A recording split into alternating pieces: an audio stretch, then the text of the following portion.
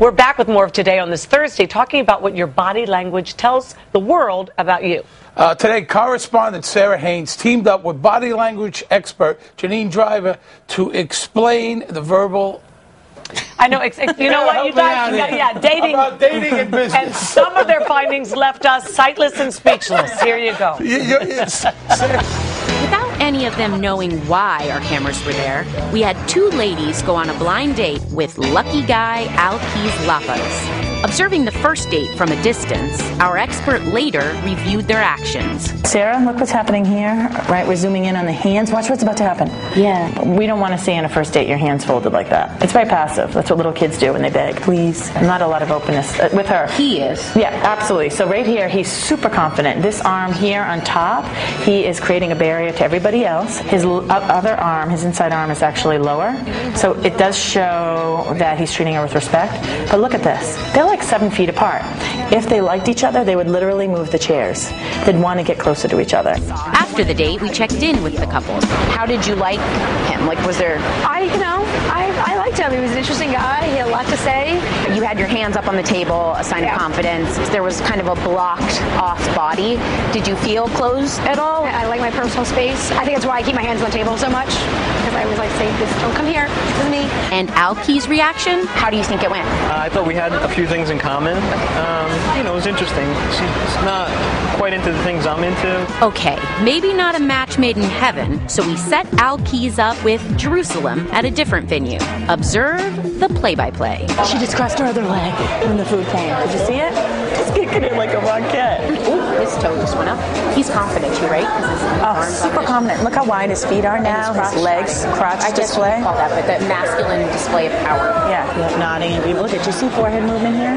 That says she's emotionally engaged. I think we have some chemistry, actually. I do. The nonverbal cues suggested a love connection. Let's see how the daters felt. Would there be a second date? I hope so. You think it went well? Yes. Maybe better than the first one? Yes, there was definitely more chemistry there on this one, and you could tell by her proximity to me, eye contact, the body language. But how does body language work in the business world?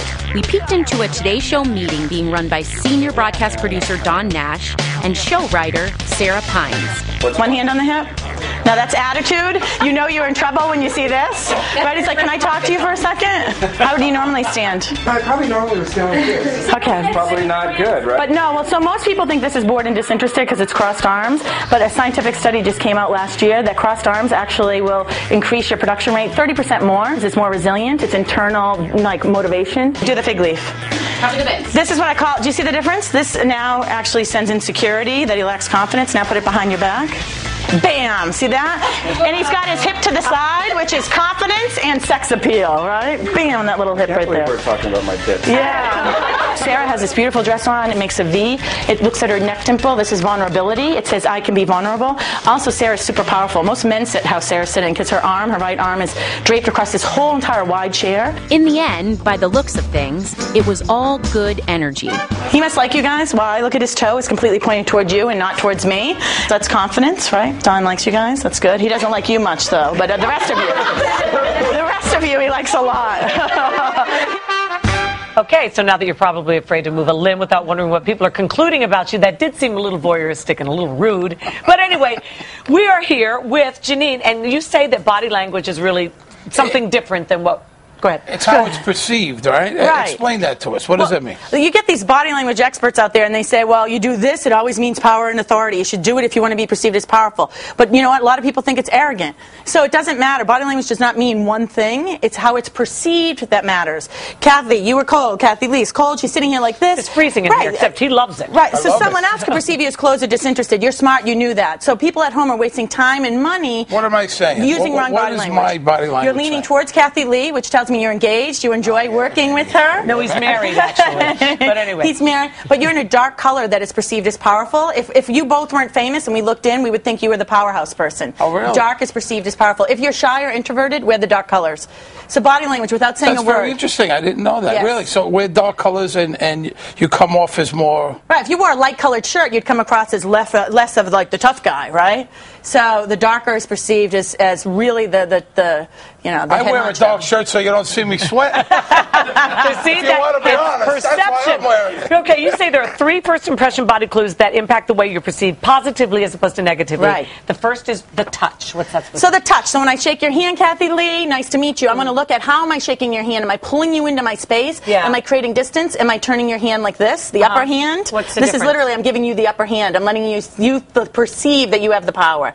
Bam, I dominate you. Yeah. Do you feel dominated? Yeah, but That's what it feels like. I just see my bra. That's all. Now, what about now? The next body clue is the lean. Okay, what is it about the lean that we lean? That's a nonverbal message to others. What message does it send? The All lean. right, so it starts with the touch. How am I shaking your hand? Am I touching you or am I touching myself with nervousness? A lot of people do not Now- like to be touched. Right. Well, you have to read body language, and that's exactly what the lean is. I touch you, Kathy Lee. Kathy Lee leans backwards. She's saying, I need to create distance. I touch her, and she leans forward. This is saying, hey, I'm engaged. I really enjoy you. So people who lean back are not liking what you say or do. People who lean forward are engaged. You're pulling them in. Now, what about the handshakes? Sometimes you shake someone's hand, it's really It's too hard. rough. And sometimes it's a fish hand. You know, You want the nice solid clammy. shake, palm to palm, thumb up, and don't do any of those sexual gestures with the little in the middle. Don't do those. That's what that is? Yeah. Oh, sorry Who does about that? that. That's so 80s. You did that to okay? me early. That's totally 80s. And Don't what do about that. the face and feet? We're almost out of Then the time. face and feet. The bottom line was face and feet. It's a real smile. We're looking for wrinkles around the eyes. The smile gets pulled back to the ears, not to the jaw, or it's a fake smile.